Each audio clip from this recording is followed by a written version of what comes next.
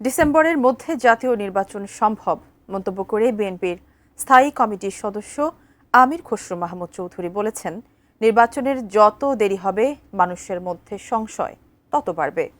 তিনি বলেন, কারো ব্যক্তিগত এজেন্ডা বাস্তবায়নের সংস্কার নয়, ঐক্যমত্যে পৌঁছানো সংস্কার প্রস্তাবগুলোর তালিকা অবিলম্বে প্রকাশ করে দ্রুত সমাধানের আহ্বানও জানান তিনি।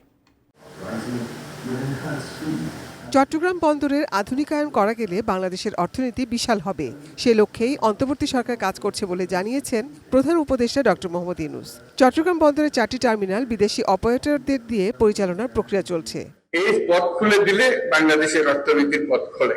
অন্তর্বর্তী সরকারের এই উদ্যোগের সমালোচনা করে বিএনপির স্থায়ী কমিটির সদস্য আমির খসরু মাহমুদ চৌধুরী বলেন, এই সিদ্ধান্ত নেয়ার এখতিয়ার শুধু জনগণের ভোটে নির্বাচিত সরকারের। এবং এইগুলো দেখিয়ে তারা কি বোঝাতে চাচ্ছে, চিটাগং পোর্ট হ্যান্ডওভার করছে, এই সমস্ত সিদ্ধান্তে তারা কি বোঝাতে চাচ্ছে, তাদেরকে এই ম্যান্ডেট কে দিয়েছে? তিনি বলেন, নির্বাচনের রোডম্যাপ না দিয়ে শেখ হাসিনা সুরে কথা বলছে সরকার। তবে সংঘাত নয়, শান্তিপূর্ণ ক্ষমতা হস্তান্তর চায় বিএনপি। স্বাস্থ্যকর অল টাইম ফ্যামিলি কেক, সব সময় অল টাইম হেলদি লাইফ।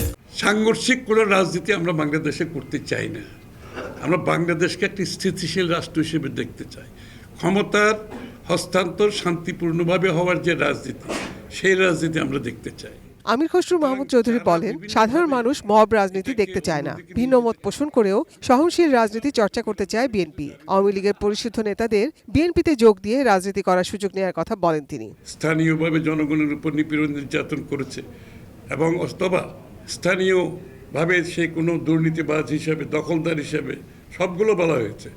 তার কোনো এরকম পরিচিতি আছে নাকি, সামাজিকভাবে তার কোনো গ্রহণযোগ্যতার সমস্যা আছে কিনা, এগুলো বিবেচনা করে এই ক্রাইটেরিয়ার মধ্যে যারা পড়বে তারা আমাদের সদস্য হতে পারবে। এ সময় তিনি বলেন, দেশের বাইরে থেকে অনেককে এনে বিভিন্ন গুরুত্বপূর্ণ পদে নিয়োগ দেওয়া হচ্ছে, অথচ ঢাকা দক্ষিণ সিটির মেয়র হিসেবে ইশাক হোসেনের বৈধতা কেন সরকার মেনে নিচ্ছে না তা নিয়েও প্রশ্ন তোলেন বিএনপির এই সিনিয়র নেতা। দক্ষিণের মেয়র যে বিষয়টা আছে, সেটা যদি কোর্ট অর্ডার হয়ে থাকে তাহলে সেটা বাস্তবায়ন হতে অসুবিধাটা কোথায়?